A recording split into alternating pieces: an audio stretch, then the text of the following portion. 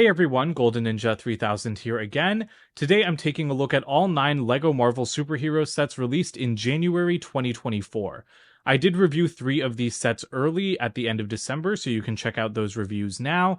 And I just wanted to take a quick look at everything else because I feel like this ended up being a surprisingly strong wave, even though it didn't really catch my eye as a whole when all of the sets were revealed. We have a nice mix of comic book Spider-Man and Infinity Saga sets, and we don't usually see Infinity Saga sets at the start of a new year, so that's pretty nice to see. So let's go ahead and jump into these. Before we get into these, though, I do want to remind everyone that I am an employee of the LEGO Group. However, all opinions expressed in these videos are my own and do not necessarily reflect the views of the LEGO Group, and LEGO is a registered trademark of the LEGO Group of companies, which does not sponsor, authorize, or endorse this site. So, of course, these sets are dominated by Spider-Man because he is the most popular Marvel superhero, but we do have something really cool with our very first regular X-Men set in several years.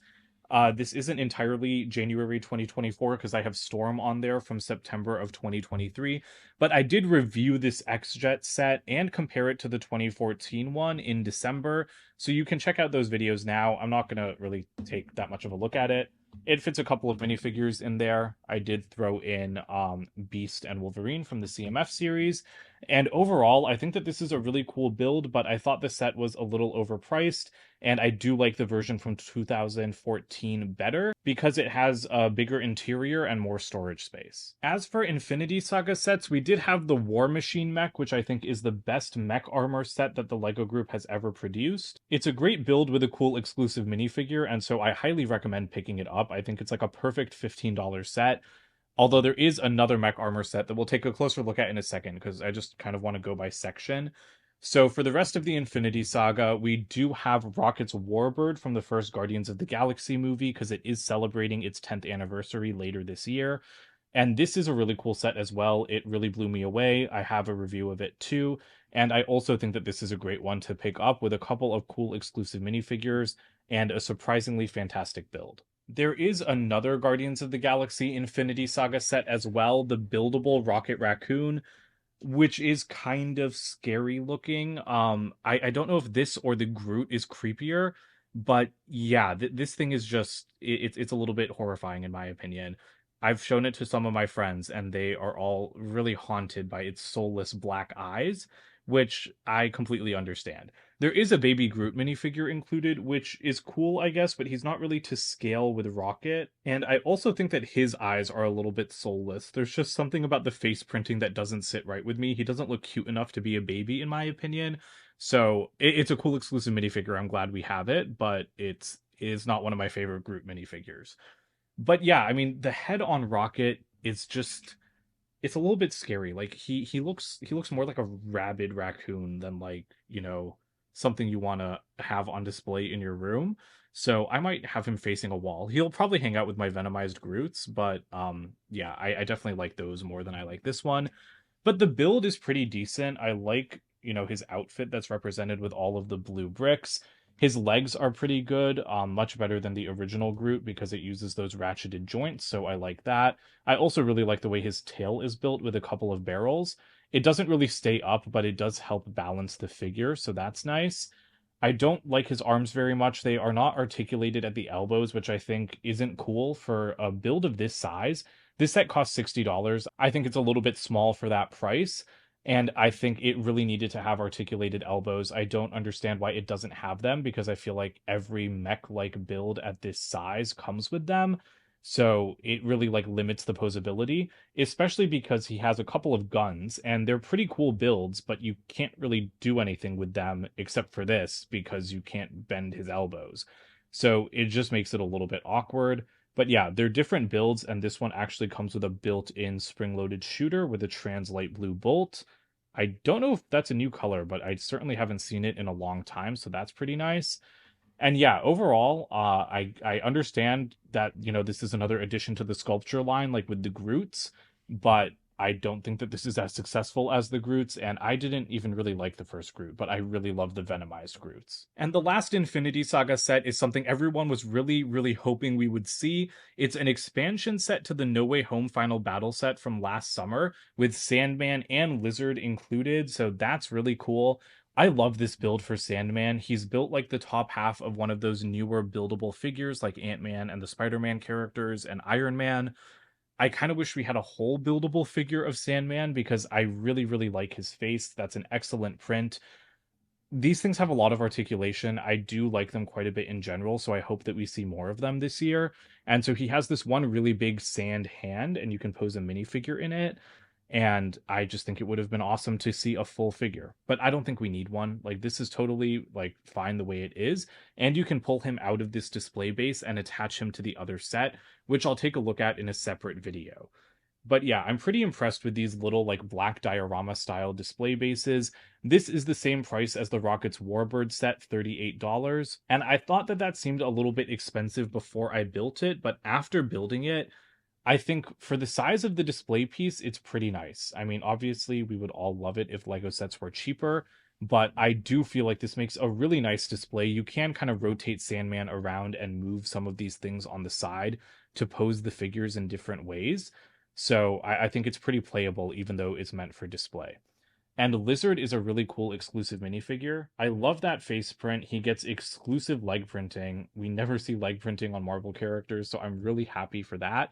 Unfortunately, the printing is interrupted by that tail piece. It would have been great if that was printed as well so that you didn't have that awkward gap. But I really love the printing on the back of his head, and having the tail coming from that T-Rex minifigure in the CMF series is really nice. And I do like how he's kind of leaping out of this portal thanks to the transparent pieces included. And we also get another version of Electro. I really liked the Electro minifigure in the bigger set, so I'm happy to see him again because it's just a fantastic minifigure. And then you have Tom Holland's Spider-Man in the upgraded suit, which makes perfect sense. But yeah, for $38, I think it would have been great to see maybe like one more minifigure, like maybe one of the other Spider-Men. That would have been really awesome. We have a nice little selection of Spider-Man sets here. I want to call out the mask in particular. When the helmet collection was announced in, what was it, 2020, I was really confused that we didn't see a helmet for Spider-Man. Like the fact that we got Carnage and Venom heads before Spider-Man was very confusing to me. So I'm glad we finally have Spidey joining the ranks. And I think he's actually my favorite helmet ever. I was honestly surprised after I built him that I think it's the best one. Because, I mean, Star Wars has had some pretty nice ones, but Marvel has only had Iron Man, Carnage, and Venom. Oh, we also had Star-Lord's mask, which was pretty good. And now we have Spidey. I'm still waiting for like a Black Panther and a Captain Marvel. I would love to see those eventually. Actually, I think we should get 4 Black Panther ones. One for T'Challa, one for Killmonger, one for T'Chaka, and one for Shuri. But the most important one is obviously T'Challa and then Shuri. So I hope Lego designers are listening to this video. But this Spider-Man's mask set is really nice. It has some large printed pieces. I do think it has too many stickers because everything else is a sticker except for like these big parts. And this is a $70 set with less than 500 pieces, so I do feel like everything could have been printed, but that's just my opinion. Everything like looks really nice, like graphic design wise. I love the way the lenses are built. It's just a really well shaped and good looking mask, and so that's why it has become my favorite. Oh, and also these round parts are printed. So there are a few prints, but I do wish that everything was printed in these sets given the price point that they sit at for the size of the finished product. As for the 3 Spider-Man sets, I think that these are all pretty cool. I do love this one, this Venom mech armor versus Miles Morales. It's the first mech set that's come with 2 minifigures, and it's also the first set that my friend designed because he was hired as a Lego designer in like summer of 2022.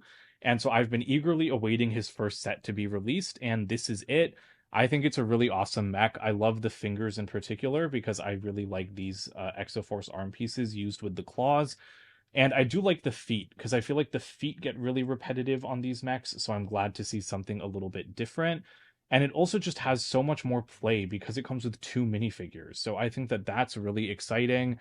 I also like this web piece that can kind of attach to Venom because you can play with this for sure, but then with this web piece and like connecting it into Miles's hand, I feel like you can make a little standalone display as well. And this is just the standard Venom and standard Miles figure. I don't think either of them are exclusive, but I think that that's a worthy trade-off for having 2 in one set, which again, we've never seen before. So I think that this is a really strong start for my friend as a designer, and I can't wait to see what other sets he's going to come out with. I feel like all of these Spider-Man sets are pretty perfect, though. I'm going to try to separate them a little bit more by set. but we have a $10 Doc Ock versus Spider-Man set, and I love $10 Lego sets. This one is perfect. Like, to me, this is a return to form for $10 sets. Two minifigures, one of them is exclusive, a nice exclusive print, a bunch of accessories, and a little displayable scene. Like, this is just wonderful to me. I love Spider-Man's little motorcycle built in the same style as Cap and Black Widow's from the summer sets, with some stud shooters on the side too. And then Doc Ock is Venomized, and I know some people don't like Venomized villains, but I love it. Like, I love that concept. Back when I used to play with my sets a lot, I would love Venomizing characters. So it's really cool to see like Venom versions of them. And I love that Doc Ock can attach to this streetlight to display him. Again, it just adds more play opportunities. And I also love this banana peel piece, which I think is from the Super Mario theme, but I haven't seen it before. And it's just excellent. Like, this is such a cool piece. It's in both of these Spider-Man sets, and I hope it's just thrown into so many more Lego sets in the future. As for the other set, this is Venomized Green Goblin versus Spider-Man and Ghost Spider, who is also known as Spider-Gwen. Venomized Green Goblin is pretty cool. His glider has also been venomized.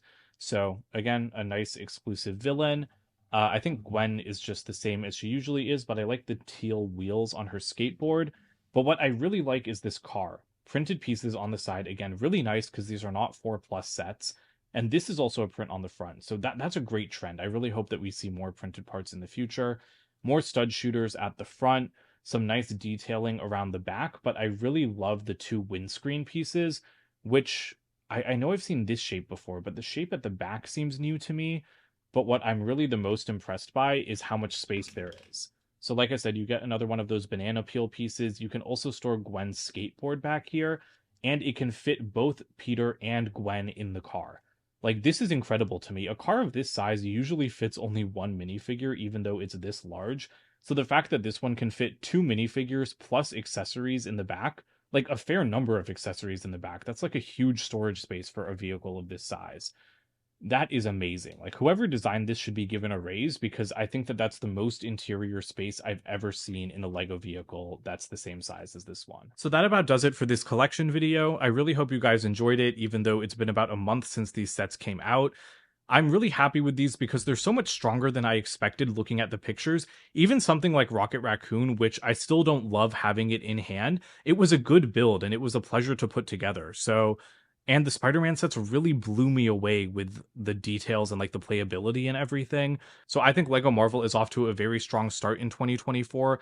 I can't wait to see what we're going to get for the summer sets, because I really hope it continues to be like this, like a solid mix of Infinity Saga stuff and new properties like X-Men, and then still some classic like Spider-Man stuff. It would be great to see some like non-Spider-Man comic-based sets, but I don't think we're going to see that. And I do have my fingers crossed for like more X-Men, maybe even more Guardians of the Galaxy, because it is the movie's 10-year anniversary, and Guardians of the Galaxy 3 just did very well, so maybe we're going to see some sets for the movie's anniversary this summer. That would be awesome. But yeah, let me know what you guys think about these sets in the comments below. Don't forget to like and subscribe as well, and check out my website, goldenninja3000.com, and I'll see you guys with more videos soon. Bye for now.